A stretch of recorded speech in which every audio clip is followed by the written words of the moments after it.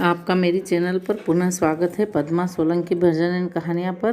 तो आइए हम एक तुलसी माता की 3 लाइनें गुनगुनाते हैं और उसके बाद कथा शुरू करेंगे, क्योंकि इस अध्याय में जलंधर का नामकरण हुआ है और साथ ही में तुलसी जी के साथ उनका विवाह भी हुआ है। इसीलिए मैं तुलसी जी की 2-3 लाइनें आपको गाकर सुनाती हूँ। लहर लहर लहराए रे मेरे आंगन में तुलसा, लहर लहर लहराए रे मेरे आंगन में तुलसा। ये तुलसा तो ब्रह्मा जी ने सींची, ब्रह्मणी करे पूजा पाठ रे मेरे आंगन में तुलसा, ब्रह्मणी करे पूजा पाठ रे मेरे आंगन में तुलसा। अब भगवान का ध्यान करते हुए हम कहानी सुनेंगे। जय श्री कृष्ण, राधे राधे। अब मैं आज 10वां अध्याय सुना रही हूँ और ये 10वां अध्याय जो है समुद्र पुत्र का ब्रह्मा जी द्वारा नामकरण, यानी ब्रह्मा जी उनका कैसे नामकरण करते ये बताया। राजा पृथु ने कहा, हे देवर्षि नारद, आपको नमस्कार है। आप कृपा करिए बताइए कि जिस समय भगवान शंकर जी ने अपने नेत्रों के अग्नि को सागर में फेंक दिया तो फिर उसका क्या हुआ। नारद जी ने कहा, हे राजन, वह गंगा सागर के संगम पर जाकर एक बालक के रूप में परिवर्तित होकर रुदन करने लगे। उसके रुदन से पृथ्वी काँप उठी और उसके शब्द से स्वर्गलोक से सत्यलोक तक के सभी देवी देवता बहरे होने लगे। तत्पश्चात ब्रह्मा जी उस रुदन को सुनकर वहाँ पहुँचे जहाँ पर वो बालक बैठा हुआ था। ब्रह्मा जी ने पूछा, यह रुदन करने वाला अद्भुत सुंदर बालक कौन है।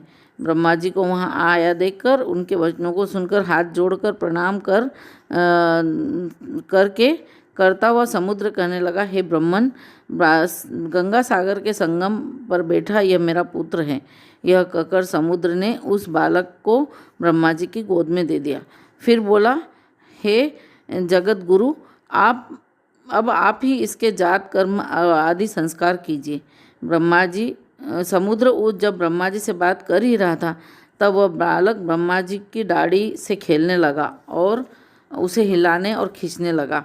उसके इस प्रकार खींचने से पीड़ा के कारण ब्रह्मा जी के नेत्रों में से आंसू आ गए और बड़ी मुश्किल से उन्होंने उससे अपनी दाढ़ी छुड़ाई और बोले, हे समुद्र, इसने हमारे नेत्रों को जल से परिपूर्ण कर दिया है, अतः इसका नाम मैं जलंधर रखता हूँ। यह इसी नाम से देव और असुरों में विख्यात होगा।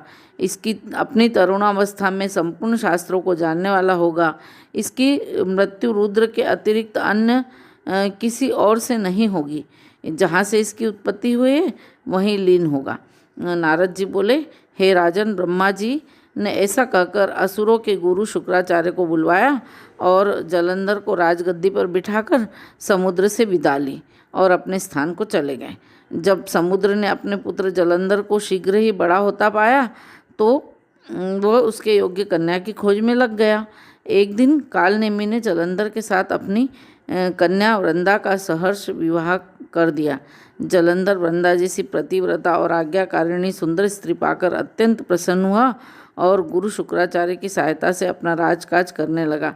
संग्राम में देवताओं को संग्राम में हराकर जो असुर पाताल लोक में जा बसे थे, वे भी सब जलंधर के राज में आकर वहीं रहने लगे। तो यही है अध्याय 10वां और अब मैं 11वां अध्याय कल सुनाऊंगी। आप मेरी channel Padma Solanki bhajan and कहानियाँ को लाइक, शेयर और सब्सक्राइब ज़रूर करें ताकि आगे की कथाओं का नोटिफिकेशन आपको मिलता रहे।